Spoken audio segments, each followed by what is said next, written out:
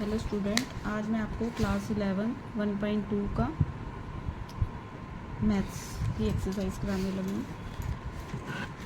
सबसे पहले हमें फर्स्ट क्वेश्चन क्या है, which of the following are example of null set. Null set की मैंने डेफिनेशन अब इस चैप्टर के इंट्रोडक्शन में बताई थी। नल सेट को हम फाई सेट भी कह सकते हैं या फिर खाली ब्लैंक होता है, उसमें कोई भी एलिमेंट नहीं होता। फर्स्ट पार्ट है उसमें sets of odd natural number divisible by 2, मतलब ओड नेचुरल नंबर जो डिविजिबल बाय 2 से होने चाहिए। 2 से कौन कौन से डिविजिबल होते हैं, जो 2 4 6 8 होने चाहिए, लेकिन वो ओड भी होने चाहिए। लेकिन जो ओड 2 से डिविजिबल है, जैसे 1 है, वो तो ओड नेचुरल नंबर होगा लेकिन वो डिविजिबल नहीं होगा। 3 है, 5 है, 7 है, तो इसमें 2 से डिविजिबल वाले तो कोई भी नहीं आएंगे इसमें। तो इसका मतलब कि जो ये है, ये इसको हम 5 लिख सकते हैं, क्योंकि इसमें जो 2 से डिविजिबल वाले वो नहीं आएंगे। ठीक है। सेकंड पार्ट है set of even prime number. Even भी होना चाहिए और प्राइम नंबर भी होना चाहिए। इवन नंबर तो 2 होता है और प्राइम नंबर इवन नंबर भी होता है 2 और प्राइम नंबर भी होता है 2। तो इसमें तो 2 आएगा, लेकिन ये नल सेट नहीं माना जाएगा फिर इसे। ठीक है, तो ये क्रॉस हो जाएगा और ये तो नल सेट है ही है। थर्ड पार्ट में x:x is a natural number x less than 5, जो 5 से तो छोटा होना चाहिए और x ग्रेटर 7 और 7 से बड़ा होना चाहिए। ऐसा तो कोई है ही नहीं नंबर जो 5 से छोटा हो और 7 से बड़ा हो, तो इसका भी हमारा 5 आ जाएगा। ठीक है, आगे है फोर्थ पार्ट में क्या है, y:y is A point common of any 2 parallel line. 2 parallel line के बीच में कोई भी पॉइंट कॉमन। अब 2 पैरेलल लाइन है, इसमें तो कोई भी ये लाइंस कटेगी नहीं, एक दूसरे पे इंटरसेक्ट तो करेगी नहीं, तो कोई भी कॉमन पॉइंट नहीं आएगा। तो ये तो 5 बना सकते हैं या फिर नल सेट बोल सकते हैं। तो ये भी तुम्हारा नल सेट होगा। ठीक है, अब है सेकंड क्वेश्चन में क्या पूछा है, which of the following set are finite और इनफाइनाइट। मैंने इंट्रोडक्शन में बताया था, फाइनाइट वो होते हैं जिनको हम काउंट कर सकते हैं, इनफाइनाइट जिसको हम काउंट नहीं कर सकते। जैसे फर्स्ट पार्ट है the set of month of a year. Month of a year तो 12 मंथ ही होते हैं, हमें पता ही है। तो और काउंटेबल है वो 12 है, तो ये तो हो जाएगा हमारा फिर काउंटेबल सेट यानी फाइनाइट सेट। ठीक है, ए इज इक्वल टू यहाँ पे लिख सकते हो जनवरी, फरवरी, मार्च। ठीक है, और लास्ट में दिसंबर। सेकंड पार्ट है 1 2 3 अप टू, हमें आगे डैश डैश डैश दे रखा है, तो हमें नहीं पता अभी कहाँ तक होगा, तो इसको तो हमें पता ही नहीं जब हमें लास्ट नंबर कहाँ तक आएगा, तो इसको हम बोल सकते हैं इनफाइनाइट।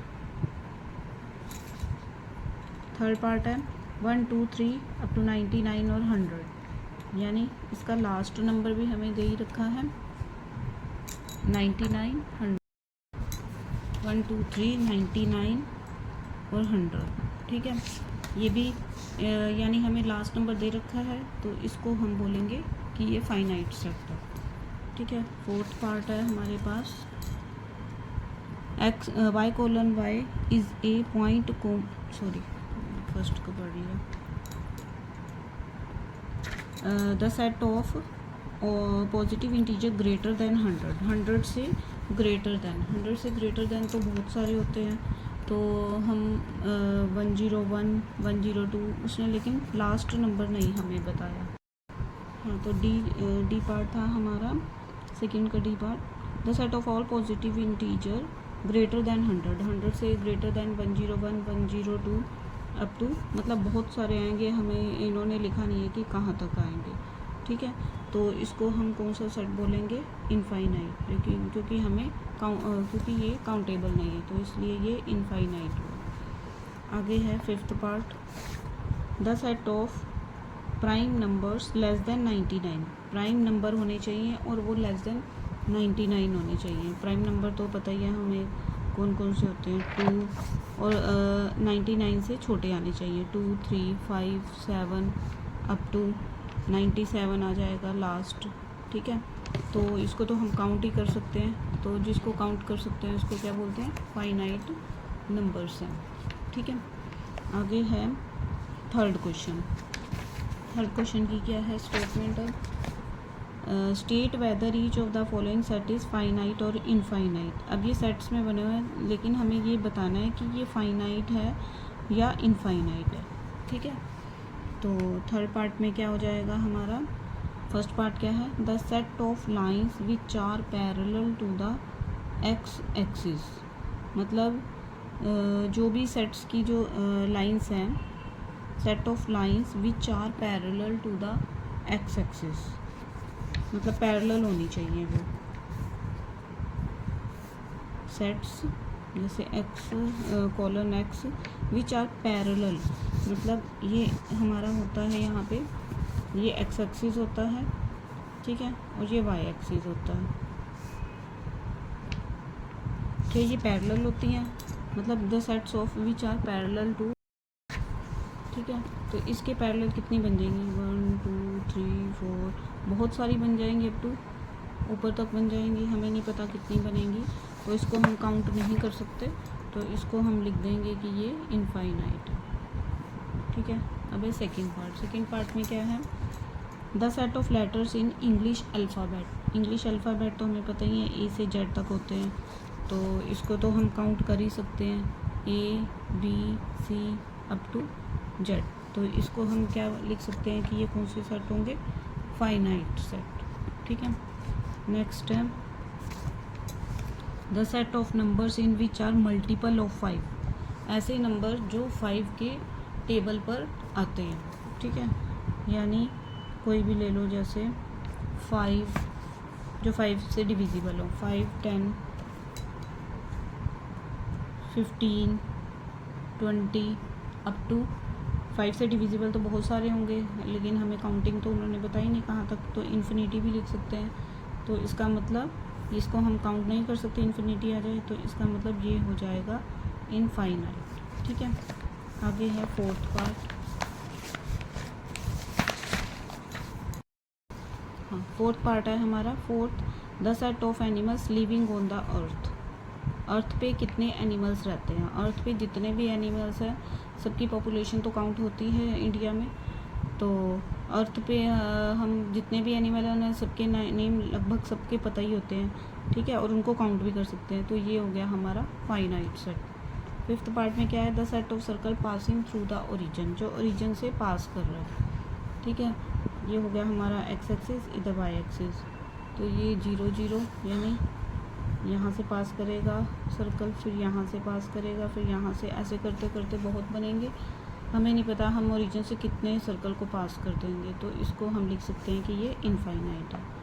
अब है फोर्थ क्वेश्चन में क्या पूछा है, if the following sets whether A और बी और नॉट, मतलब ए और बी दोनों इक्वल हैं या नहीं है।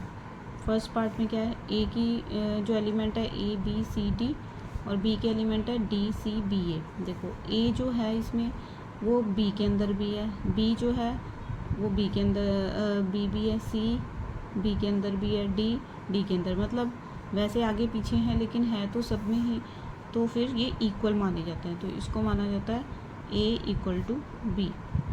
सेकेंड पार्ट है 4 8 12 16, और इधर है 8 4 16 18। देखो 4 है इसके अंदर, ए के अंदर है, बी के अंदर भी है, 8 ए के अंदर है, बी के अंदर भी है, 12 नहीं है ए और बी के अंदर, तो इसका मतलब और 18 बी के ए के अंदर नहीं है, तो इसका मतलब ये इक्वल नहीं होंगे, क्योंकि कोई एलिमेंट इसके अंदर है तो कोई उसके अंदर नहीं है, तो A not equal to B. Third part है 2 4 6 8 10, और बी है x colon x is a positive even integer, और x and less than and equal to 10, मतलब ए के जो एलिमेंट है वो 2 से डिविजिबल है और 10 तक है, 2 4 6 8 10, और ये इवन तो है ही, ये 2 4 6 8 10, और लेस देन भी है 10 से, और इक्वल टू का साइन लगा तो यानी इक्वल टू भी है, ठीक है, तो ये इक्वली माने जाएंगे, तो यानी थर्ड पार्ट में क्या हो जाएगा, ए इक्वल टू बी। आगे है फोर्थ पार्ट में क्या है, x colon x is A multiple of 10।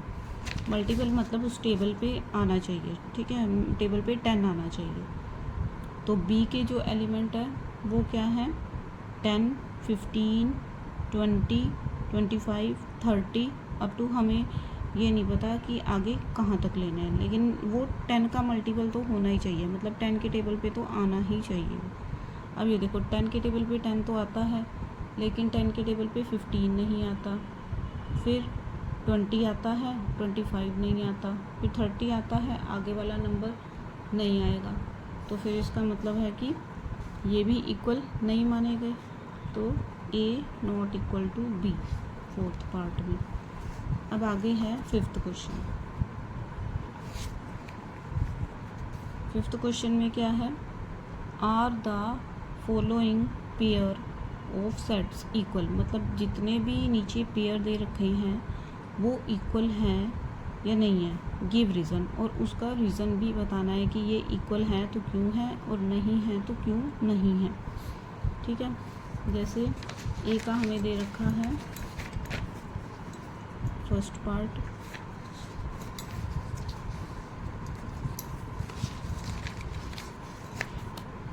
ए का दे रखा है हमें